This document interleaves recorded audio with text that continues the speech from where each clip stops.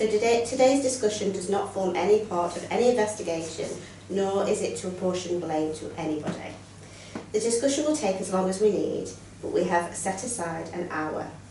The discussion will be carried out in 3 stages, talking about what you were doing before the event, your involvement during the event, and how things are after. And we will be discussing the facts, what actually happened, your thoughts, how you felt, and what you actually thought was going to happen in the future. Okay? So during the session, you might find that you become upset or angry. So any feelings that you have, it's important to remember that they're normal reactions to what can be considered an abnormal event. You're in no way obligated to stay in the session, and you are free to leave at any time. We do hope you stay in order to perhaps support yourself, and even better to support your colleagues who may be experiencing emotions that are different to your own. But if you do wish to leave, either myself or Kathy will follow you just to check that you're okay, and also to see if you'd like to arrange maybe a one-to-one session with one of us. You might also see us taking notes through the session, and this is because we aim to talk to you around 1 month from now as well, and the notes will help us both remember what we've discussed. So we just need to check that you understand that and that you're accepting of this. So anything that we talk about today is confident within this group, but by that we mean that we don't talk about it outside this room with anybody. But there is a caveat to the confidentiality in that if we feel that it causes us serious concern to either your safety or that of your colleagues or another person, then we do reserve the right to pass those concerns on to possibly someone else in the MedTrim team or somebody within management in the directorate. So we just again want you to understand that and just to check that you're all accepting of that. So before we start, could we just ask that everyone turns off mobile phones, and just would anyone like to ask anything or have anything clarified? No, that's good, thanks. Okay, then. So we're going to start like we described, following a format of before, during and after. So if somebody wants to start with what was happening that day, how was it feeling, and what happened to the lead up to this event? So I took the patient. It had been a really busy morning. I was originally allocated an end-of-life patient who passed away, and then there was no floating nurse available, so I admitted this patient afterwards. It felt like I'd not really had any downtime following the first patient, but we managed to get everything sorted for the patient. We were ready for the patient to come. It had been really busy and everyone was rushed off the feet, but we were okay and we were waiting for him to get there. From my point of view, we'd had a busy morning, so there were a couple of admissions already, and we sort of split the ward in half, myself and my other colleague, so I was trying to oversee one side, and that's one side that took an admission, so that was busy. So we were a bit late getting into ward round, and we were still working through the patients as sort of things started to happen. So I think that your patient arrived during ward round and someone came to collect a junior doctor so they could start the clerking, prescribe the drugs and things needed to be getting going. So one person went out, and I don't know, maybe 10 minutes passed, 15 minutes perhaps after that, before then I had the emergency buzzer. So we just put ward round on hold and ran out to go and see where it was. So it's been quite a busy day. And similar for me really, it's been a busy morning. I picked the bleep up, I hadn't intended to have it that day, but we'd had a bit of sickness, so I came in, felt a bit on the back foot, just trying to organise bed security had risen a little bit in the morning. We didn't have a lot of capacity, so it was all a bit of a juggle in the morning, moving staff around. I think by the time I knew about this patient, it might have been the 3rd referral that morning. We'd had quite a few discussions about getting the patients in, so the nurse in charge was in ward round, and I already knew that Laura's patient, she'd been performing last offices, so I had to kind of approach her and say, I'm sorry, but we've got another patient to get in. And she was great and fantastic and turned the bed space around and things, but yeah, there was quite a bit going on. The ward, yeah, the unit was busy, the hospital was busy. Duty matron had been asking for staff, things like that, so I just felt like there was a bit juggling going on. But Laura was happy to take the patient, and it all was set up, so we called for them to come, and yeah, the next bit is kind of as you just described, cardiac arrest. So yeah, are you happy to describe what happened during it? Yeah, so the junior doctor had come out and was starting to clock the patient. The patient wasn't really very stable when they got there, but then the heart rate started dropping, and they arrested, so we pulled the emergency buzzer and everyone came. The patient's wife was at the bedside at the time, so someone had taken her out while we started CPR.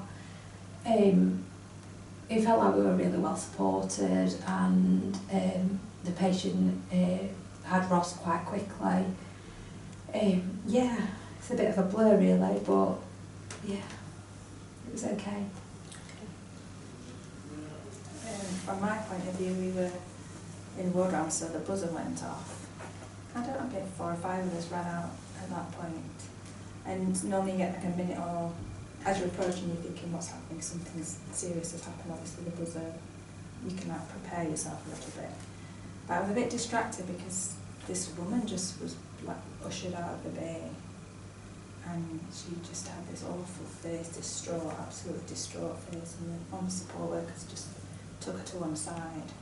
So that sort of stuck in my head as I went in to see then what was going on. But things were happening. There was already the resus troy was there, the CPR was happening, the oxygen was on, so things were how they should be. You know, nothing out of the ordinary. And I think 3 or 4 minutes before we got return of circulation, so that seemed quite quick, and things settled down after that period of time. But then Laura and I went to talk to this lady who was his wife, and that was the hardest bit really, because she just was absolutely devastated. She'd been at home in the morning, seen his husband collapse in the kitchen. The kids were there. I don't know what happened with them, but and then she was instructed by the paramedics to start CPR, so that happened, and then obviously they'd been taken to hospital, transferred to this hospital, and then she'd seen this happen in front of her eyes again, so I think she was just completely overwhelmed. That was really the hardest bit, really.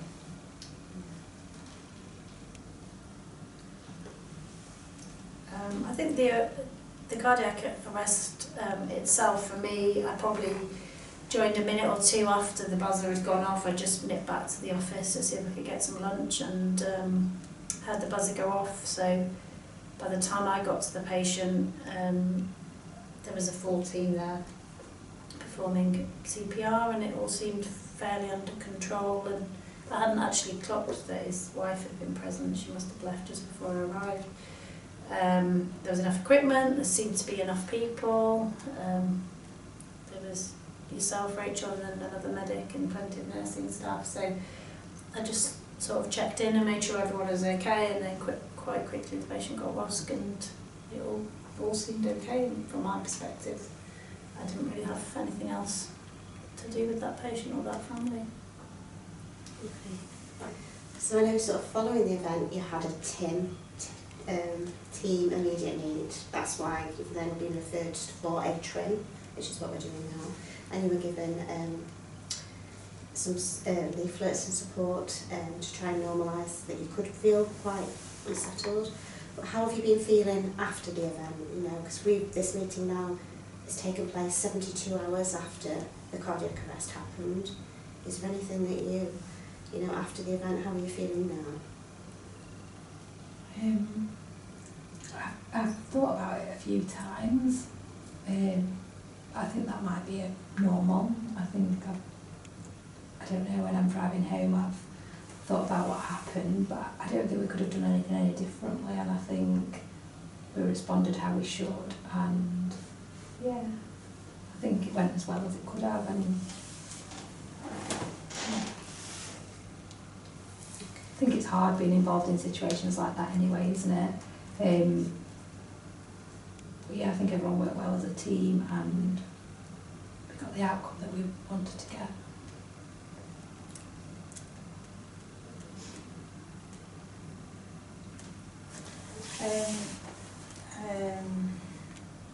I thought a lot about it actually, mostly about meeting his wife. That face as she came out, that keeps coming back to me. She just was so distraught. And it was after really that I learned how similar her life is to mine at this moment. So her husband's the same age as my husband, they've got children, and then to think, gosh, she's gone through this, seeing this awful situation unfold, and what would it be if it was my situation. So that was the hardest bit, that's what stuck in my mind. The scenario in the bay was challenging, but because it went well, I think that helps you to think about that bit, but speaking to her was awful. And do you think that's having any effect on you? You know, how you're processing everything? Do you think, is it affecting your sleep? Maybe the first day was okay, but I have probably been awake a bit thinking about it in the night time, and makes you reevaluate yourself a little bit. So that's been hard. And it's quiet at night, so you get a chance to think about it. Yeah. I've not mentioned it at home. You haven't, It's the same age as him. I was want to frighten him or make him think, gosh, it could be us.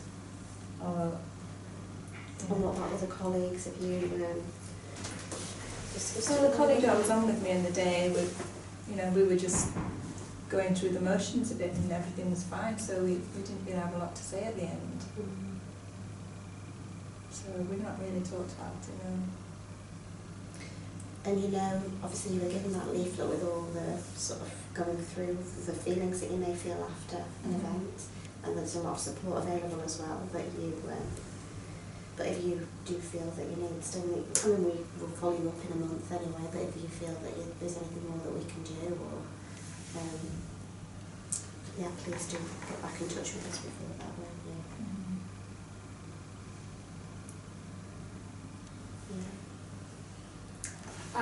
Yeah.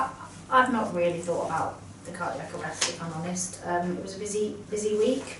I probably have been a little bit overworked, a bit stressed. I'm going on leave after today, so I feel I probably just need to have a bit of a break, not particularly because of that, but I think it's just healthy sometimes to reset, isn't it?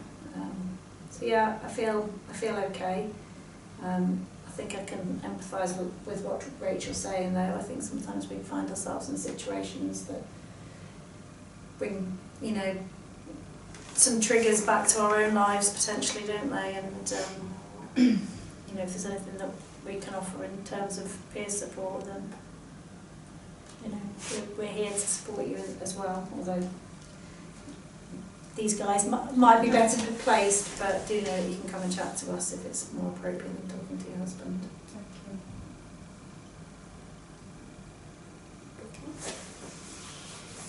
So yeah, we're going to draw the session to an end now. Thank you for staying through it, and we hope that you found the discussion worthwhile today.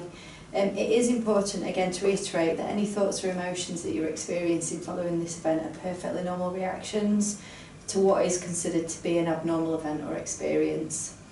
If you are experiencing some reactions, then there are a few things that you can consider to try and help at home or at work. One of them is try not to isolate yourself, continue with your social activities, live your life as normally as you would.